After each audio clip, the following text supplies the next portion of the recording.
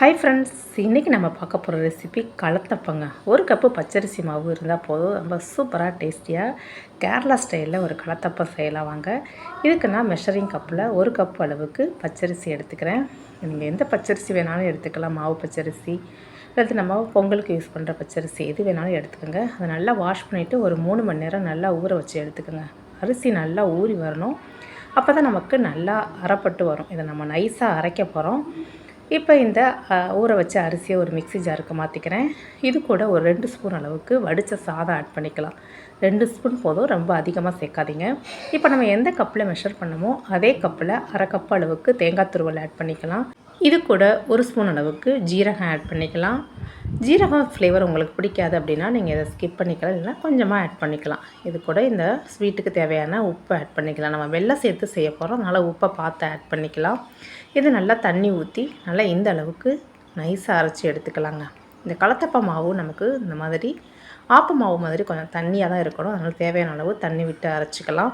இப்போ 1 cup பச்சரிசிக்கு 1 cup வெல்லம், கொஞ்சமாக தண்ணி விட்டு இதை நம்ம கரைச்சி எடுத்துக்கலாம். இது நல்லா கரைஞ்சி வந்தால் மட்டும் போதும். நல்லா வெள்ளை கரைசல் நல்லா கரைச்சி இது நல்லா சூடாக இருக்கும்போதே நம்ம அரைச்சி வச்சுருக்க மாவில் ஆட் பண்ணிக்கலாம். வெள்ளை கரைசல் சூடாகவே ஆட் பண்ணிடுங்க. பாருங்கள், இதையும் சேர்த்து இது கூட கொஞ்சமாக ஏலக்காய் தூள் சேர்த்துக்கலாம். இந்த மாவு வெல்லம் எல்லாத்தையும் நல்லா ஒன்றோட ஒன்று கலந்து விட்டுறலாம். மாவு நமக்கு நல்லா தண்ணியாக இருக்கணும். இப்போ இது கூட ஒரு 2 பிஞ்ச் அளவுக்கு ஆப்ப சோடா ஆட் பண்ணிக்கிறேன்.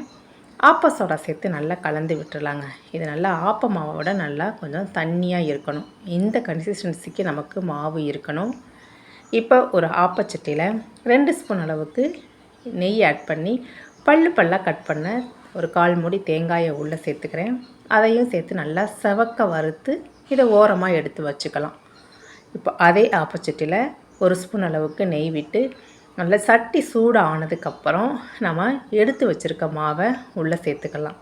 சேர்த்து அது மேலே இந்த மாதிரி நம்ம ஆல்ரெடி வறுத்து வச்சுருக்க தேங்காயை சேர்த்து இதை மூடி வச்சு ஸ்லோ ஃப்ளேமில் பொறுமையாக குக் பண்ணி எடுத்தோன்னா நமக்கு சூப்பரான டேஸ்டியான கலத்தப்பம் ரெடி ஆயிடுச்சுங்க. நல்லா வெந்து வந்துடுச்சு. இன்கேஸ் இது சரியாக வேகலை அப்படின்னா மட்டும் நீங்கள் திருப்பி போட்டுக்கலாம், இல்லைன்னா நமக்கு திருப்பி போடணுங்கிற அவசியம் கிடையாது. கலத்தப்பம் சாப்பிட்றதுக்கு நல்லா சாஃப்டாக நல்லா உள்ளார லேயராக வந்திருக்கு பாருங்கள், அவ்வளோ டேஸ்ட்டாக இருக்குங்க. கண்டிப்பாக நீங்களும் ட்ரை பண்ணி பாருங்கள். நீங்கள் இந்த கலத்தப்பத்தை தேங்காய் எண்ணெய் ஊற்றி செய்யும்போது டேஸ்ட்டு இன்னும் சூப்பராக இருக்கும். தேங்காய் எண்ணெய் கிடச்சிச்சின்னா தேங்காய் எண்ணெய் கூட யூஸ் பண்ணி செஞ்சு பாருங்கள். இந்த ரெசிபி உங்களுக்கு பிடிச்சிருந்துச்சுன்னா லைக் பண்ணுங்கள், ஷேர் பண்ணுங்கள். இந்த மாதிரி மோர் ரெசிபீஸுக்கு ஷீலா எர்னஸ்ட் சேனலை மறக்காமல் சப்ஸ்கிரைப் பண்ணுங்கள் ஃப்ரெண்ட்ஸ். தேங்க்யூ.